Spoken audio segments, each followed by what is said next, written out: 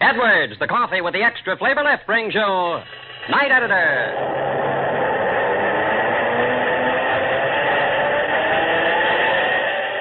The presses roll for another story from the newsroom as Hal Burdick tells us his delightfully humorous yarn about old Judge Obadiah Trent, titled The Law's Delay. People on the main street of Terryville were surprised that morning to see Heber Trafton driving sedately into town, followed by Constable Ed Gates on his motorcycle. Then, amazed, as the constable waved Trafton to a stop, and a moment later was escorting the sputtering, protesting driver across the street to Judge Obie's office. Friends, when I say that Edwards coffee is good coffee, that's a real understatement. Because Edwards coffee is better than good. It's a special blend of Central and South America's finest coffees, blended the careful, custom way, according to Mr. Dwight Edwards' own personal formula, to bring you an extra flavor lift. Sincerely, money can't buy better coffee. So try delicious Edwards coffee and see for yourself. If you don't thoroughly enjoy its extra flavor lift, your money will be refunded. Edwards coffee is featured at all Safeway stores.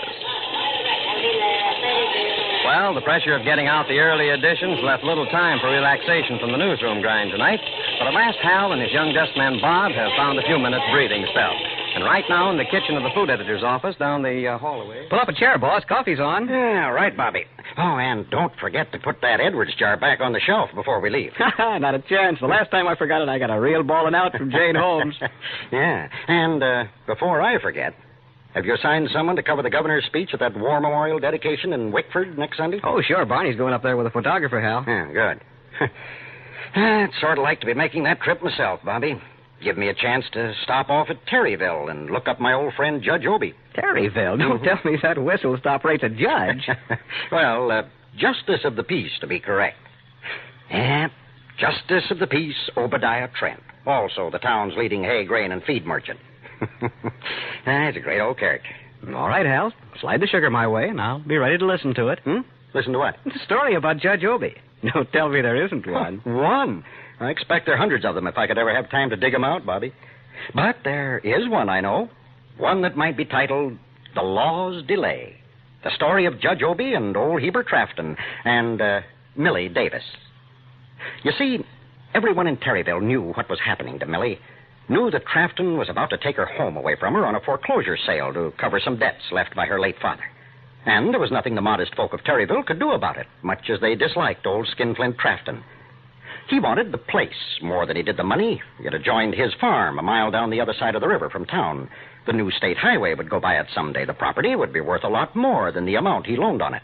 Nothing would stop Heber from taking it. Then, late afternoon, the day before the foreclosure sale was to be held in Wickford, the county seat, Millie came tearing into Obadiah's feed store and the office, which also served as a courtroom, so excited it looked like electric sparks were shooting from her glowing smile. After a breathless moment, she thrust a letter into his hands. It was from an insurance company and informed her that she was a beneficiary in an insurance policy left by an aunt. The money was waiting for her in the company's office, nearly $4,000. Judge Obie looked up, smiling. Well, say, that's mighty good news, Millie. Sort of makes up for what Heber Trafton is planning to do to you. Makes up for it? Why, Judge Obie, this fixes everything. I can pay him off and keep the place for Mother and me. Obadiah tugged at one ear. I wonder. Well, why not? All told, I only owe him around $3,700. Don't want to be a killjoy, Millie, but may not work out, you figure. Foreclosure sale set for 1:30 tomorrow. You've got to go clear to the city to get your money. Office ain't open till 9. Best driving you can do. It's going to be, near 2 o'clock time you get back to Wickford. Right smack at 1:30, Heber's going to be there and bid in the property. Even if you're there in time to bid, he'll go higher.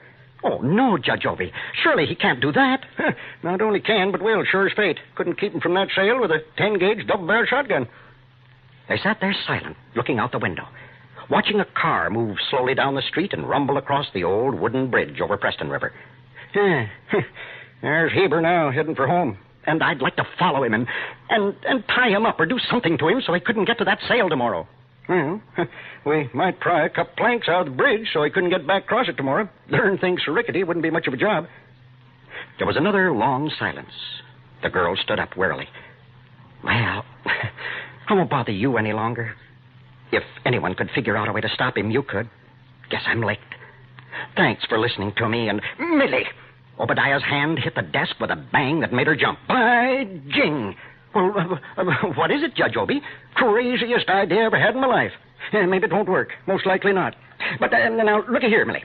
Early tomorrow morning, you head for the city. You get your hands on that money as soon as you can, then hit back for Wickford. With luck, you should be there pretty soon after 1:30 to bid in your property for what's due on it. And what about Heber? He'll be there to outbid me. You said yourself that never mind what I said. Do as I'm telling you. Could be something will happen to delay Heber from getting there. Yeah, now, you get yourself out of here and leave me to do some thinking. Of which same I've got plenty to do, including a little study of the law. Late the following morning, people on Terryville's one block of Main Street observed Constable Ed Gates coming out of Judge Obie's office after a long conference. They saw him mount his motorcycle and go clattering across the bridge, then head down the river road toward the Crafton place. If they wondered about it, they were amazed a half hour later to see Hebert Crafton driving toward town, followed by the constable, and then bowled over when, just as the car left the bridge and turned into Main Street, Ed Gates pulled up beside it, waved Heber to a stop, and a moment later was escorting the sputtering driver across the street to Judge Obie's office. Crafton exploded when he entered the room. Will you tell this fool constable to stop annoying me? Morning, Heber. Something matter? Matter? This confounded idiot says I'm arrested for speeding. Indeed, now. Well, speeding's a serious offense, Heber.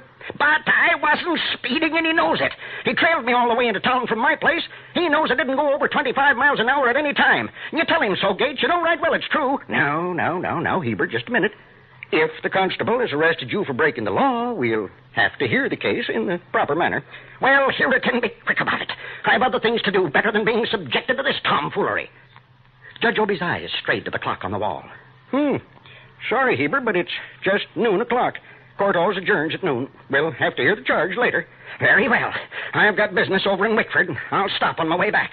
But I'm warning you, Obadiah Trent. Now, just a minute, Heber. Afraid I can't let you leave the jurisdiction of the court until the case has been heard. Not leave? What do you mean? Got to hold you in custody. Constable, escort your prisoner to town lockup and hold him there till I send for him. To the lockup? Have you gone crazy? Well, I won't stand for it. You take your hands off me, Ed Gates. I'll have the law on all of you, the real law, not some trumped-up nonsense that... But the constable was carrying out his duties with firmness and dispatch, leading the purple-faced victim from the room and down the street to Terryville's one-cell jail. Judge Obie sat there alone, a worried frown creasing his forehead. Then he picked up the phone, called his home. It's me, Martha. I just want to tell you I won't be home for lunch. Huh? Fresh gooseberry pie? Oh, darn. Well, save for me. Might be you'll have to send me sure at the county jail if Heber Crafton has his way. Huh? Nothing. I'll explain later. For now, I'm going up the river and do a little fishing. Got an idea. I'll do better to kind of keep out of sight the next couple hours. Goodbye, Martha. It was a little before 2 o'clock when Judge Obie returned to his office to find an anxious Constable Gates awaiting him with a report that their prisoner had subsided into a grim silence. At exactly 2 o'clock, the phone rang, and over the wire he was hearing an ecstatic Millie report that the foreclosure sale was over, and she was now once again in full possession of her property. He ordered her to hurry on home to Terryville. At 2:45, Millie arrived. At 3 o'clock, his face dark as a thundercloud, Heber was brought before the battered desk that served as Judge Obie's bar of justice. His eyes took in Millie's smiling face, hurried on by her to rest on Obadiah. So, just as I suspected.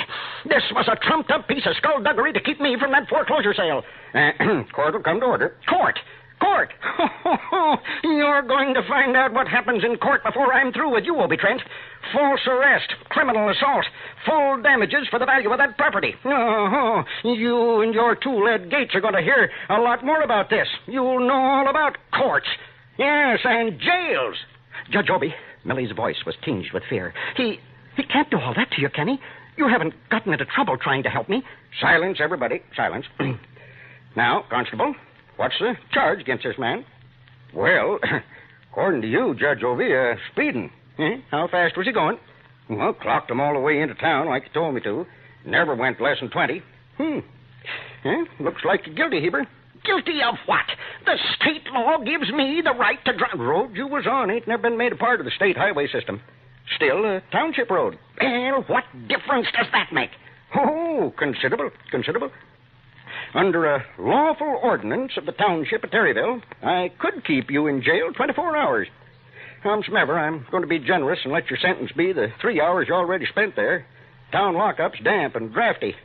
Your rheumatism be cruel and inhuman punishment to keep you there overnight. And just what is this ordinance? All eyes were on the smiling face of Judge Obie. Well, it's an old one, but it's never been revoked. I could read it to you out of the book, but I'd rather show you. Yeah, come on with me. They followed him out of the office and down the street. Millie and Ed Gates worried. Heber grim. Only Judge Obie appeared to be enjoying it. At last they stopped. Yeah, now then. There you are, Heber. In plain sight for all and sundry to read and be warned.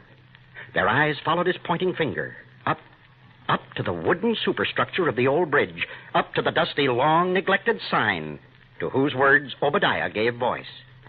Notice, 24 hours in jail or $10 fine for driving over this bridge faster than a walk. He turned to Heber with an impish grin. Ed says you never drove less than 20 miles an hour coming into town, which includes crossing the bridge. And I reckon 20 miles an hour is faster than a walk.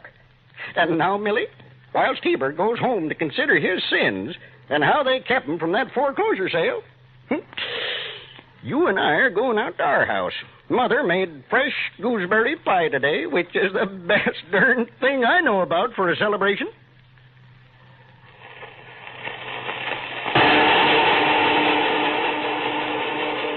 Friends, if you try Edwards coffee, you'll discover right off that it really does give you an extra flavor lift. That's because the Edwards people blend and roast the careful, custom way under Mr. Dwight Edwards' own personal supervision. The choice coffee beans used in the exclusive Edwards blend are even pre-selected for size, shape, and color, blended by flavor, not by weight, and always in small batches for finer control. Each batch is roasted by the heated air thermalo process, not by direct flame, so all the richness of flavor stays right in the coffee. Yes, and to bring you the full natural coffee flavor at its peak of freshness, each pound is immediately ground and vacuum-packed. Edwards is delicious coffee, believe me. Try a pound and see. If you don't thoroughly enjoy its extra flavor lift, your money refunded. Edwards coffee is featured at all Safeway stores. Well, Hal, I'm sure we all hope that Judge Obie comes back in another yarn soon. Well, what's ahead for next week? Well, Officer Danny O'Hearn had two great desires. First, to get the man who murdered his father. And second, well, that had to do with the future of Mary Foran and the watchful eye of Mother Foran. All of which is combined in a yarn titled Time Saver, and one I hope you'll all enjoy when I tell it in the newsroom next week. Good night. Join us next week at the same time when the Roar of the Presses brings us another night editor story written and told by Hal Burdick. This is Bill Baldwin saying goodnight for Edwards Coffee. This is the National Broadcasting Company.